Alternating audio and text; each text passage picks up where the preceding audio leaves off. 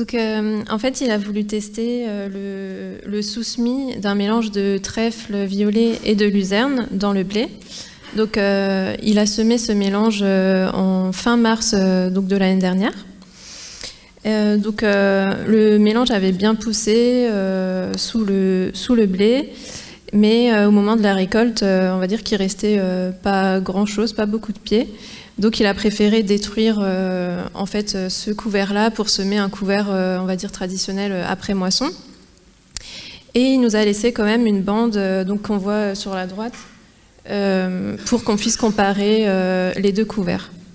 Donc les résultats, alors sur la gauche on a le couvert classique de type hamster avec 1,9 tonnes de matière sèche hectare.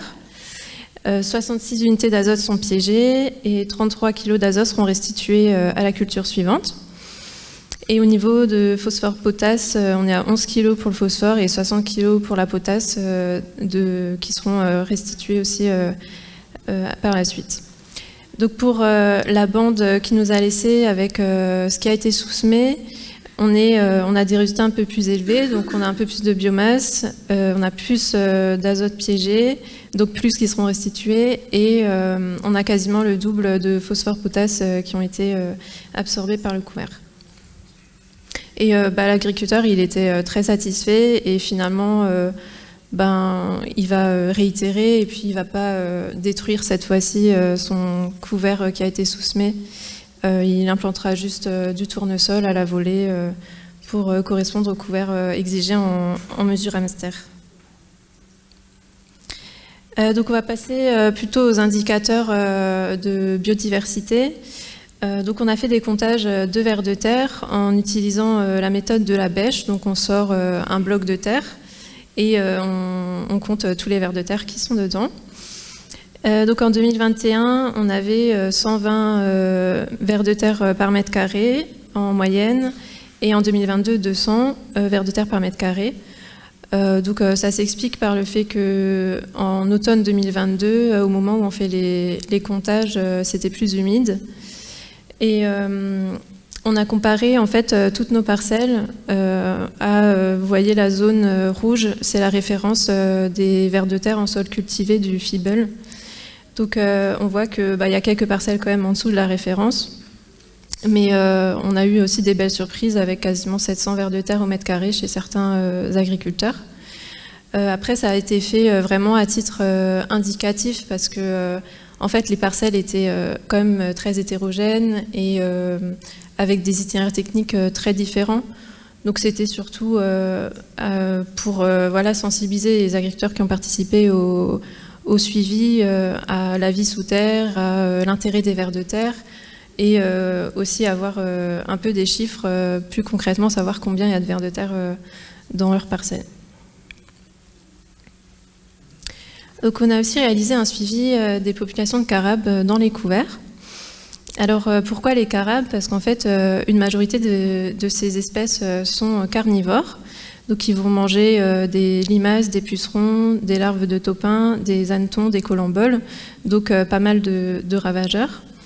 Par exemple, un carabe adulte, on sait qu'il peut manger 125 pucerons par jour. Et en fait, les carabes, ils vont hiverner dans le sol, donc sous la culture, si ils ne sont pas perturbés par le travail du sol. Et sinon, ils vont plutôt, dans la plupart des cas, du coup, migrer et se réfugier dans les bandes enherbées à proximité, dans les haies, voilà. Donc, on s'est demandé si peut-être les couverts diversifiés sont favorables aux carabes. Est-ce que avec ces couverts-là, on en aura plus ou pas? Et quelles espèces? Pour savoir ça, on les a piégés avec un piège Barber, donc, que vous voyez sur la photo. On a fait ça 1 mois et demi en 2021 et 2022, en septembre-octobre, et on a comparé en fait les parcelles avec un couvert multi-espèces avec des parcelles avec un couvert plus conventionnel, donc vraiment type moutarde radis.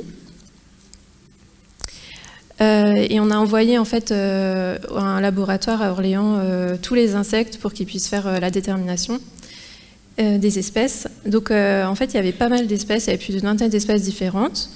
et dont une dominante que vous voyez à 68%, donc Pterosticus melanarius. Et la bonne surprise, c'est que 95% des espèces piégées sont carnivores, donc sont potentiellement des auxiliaires.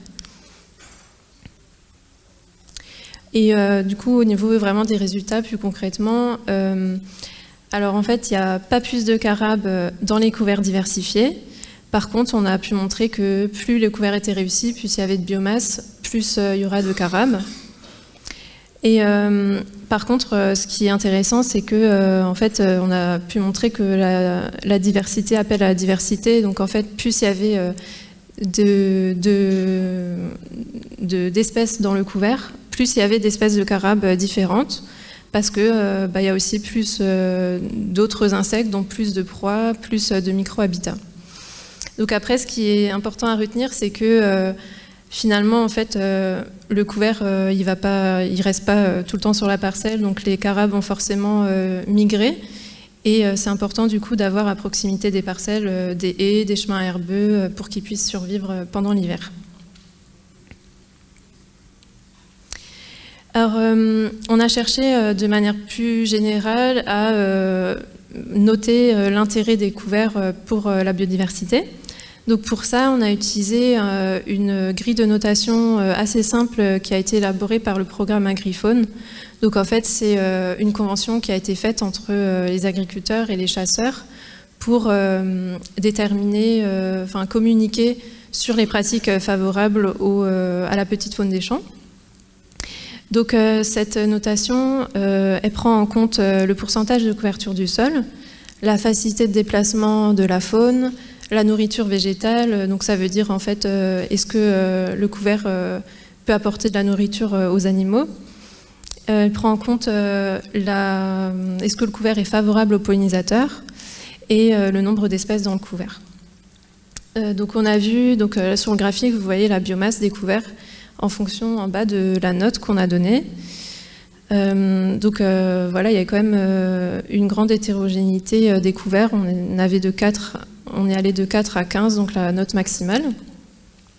Et bon, globalement, quand même, avec les courbes, les droites, on voit qu'il y a une tendance, plus il y a de biomasse, plus le couvert sera favorable à la biodiversité. Alors le dernier indicateur qu'on a mesuré sur nos couverts, c'est leur valeur fourragère. Donc on a fait ça uniquement pour l'année 2021. Donc en fait on a comparé nos analyses fourragères des couverts avec ce qui ressemblait le plus et qu'on avait à disposition, donc à savoir la base de données du coup du service élevage pour les métailles. Donc là, je vous ai mis quelques indicateurs principaux. Sur le premier graphique, on a les unités fourragères lait. Donc on peut voir à gauche que les couverts, donc la médiane des couverts, c'est donc le trait orange. La médiane des couverts est plus élevée que la référence des métailles. Donc en fait, c'est un indicateur de la valeur énergétique du couvert. Et pareil pour les protéines digestibles dans l'intestin, donc le PDI, nos couverts sont plus riches en protéines que la référence qui nous a été fournie. Donc même pour tous les autres indicateurs qu'on ne vous a pas mis, les couverts en fait finalement étaient super intéressants au niveau nutritionnel pour les animaux. Alors par contre la seule différence c'est que, donc vous voyez sur le dernier graphique, qui sont beaucoup plus humides que la référence. Donc c'est logique. En automne, voilà, c'est très mouillé. Et ce qui va juste... en fait, du coup, les couverts seront plutôt enrubanés et il faudra les consommer rapidement pour éviter qu'ils pourrissent. Et bien sûr, il y a aussi la possibilité de faire pâturer ces couverts. Donc on a fait, comme vous l'a déjà dit Philippe en tout début, des fiches de restitution personnalisées pour chaque parcelle. Là il y a deux pages, en tout il y avait 4 pages et voilà, si ça vous intéresse, elles seront bientôt consultables sur le site de la Chambre, donc ce sera de manière anonyme. Donc maintenant, je vais laisser la parole à 2 agriculteurs de notre réseau, Jean-Luc Mépiel et Marius Rine, qui ont bien voulu accepter de partager leurs expériences sur les couverts. Et on les remercie.